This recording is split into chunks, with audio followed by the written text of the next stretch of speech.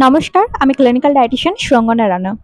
ডায়েটের মধ্যে শুধু কি ফল খাওয়াটা বেটার না খারাপ, কোনটা? অনেকে কিন্তু কোয়েশ্চেন করেন যে ম্যাম সারাদিন কি ফল খেলে আমার ডায়েটটা মেনটেন হবে? যারা ওয়েট লস করছেন এরকম অনেকেই থাকেন যে মনে করেন যে শুধু ফল ইনটেক করলে কিন্তু আমার ডায়েটটা মেনটেন হয়ে যাবে, আমি সেখানে কার্বস প্রোটিন কোনোটা ইনক্লুড করব না, ফ্রুটসের মধ্যে আমি ডায়েটটা মেনটেন করব। তো সেটা কি কতটা ভালো কতটা খারাপ সেটা নিয়ে আজকে কথা বলবো। ডায়েটের মধ্যে ফ্রুটস যদি আমরা সকাল থেকে শুরু করে ডিনার পর্যন্ত মানে হোল ডে আমি ইনক্লুড করি, তাহলে কিন্তু সেটা আমাদের বডিতে ভীষণভাবে এফেক্ট করবে। আমরা ফ্রুটস কিন্তু অলওয়েজ বলে থাকি মিড মর্নিং এর টাইমে ইনক্লুড করতে, ইভিনিং টু ডিনারের মধ্যে কোনোভাবেই ফ্রুটস ইনক্লুড করা যাবে না।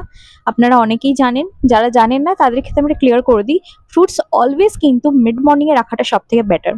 আর সেটা পসিবল হলে আপনার লাঞ্চ অব্দি ইনক্লুড করতে পারেন, কিন্তু তারপরে ইনক্লুড করাটা কিন্তু উচিত না। আর তারপরে অবশ্যই সারাদিনে কিন্তু ফ্রুটস ইনক্লুড করাটা কিন্তু কোনোভাবেই হেলদি ওয়ে না।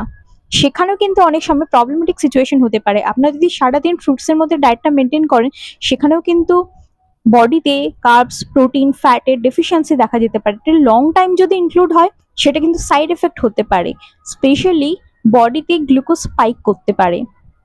আপনারা জানেন যে ফ্রুটসের মধ্যে কিন্তু গ্লুকোজ ফ্রুক্টোজ এই ধরনের কিছু কম্পাউন্ড থাকে, যেগুলো আমাদের ব্লাডে গ্লুকোজের মাত্রাটাকে কিন্তু বাড়িয়ে দেয়, মানে স্পাইক করে দেয়।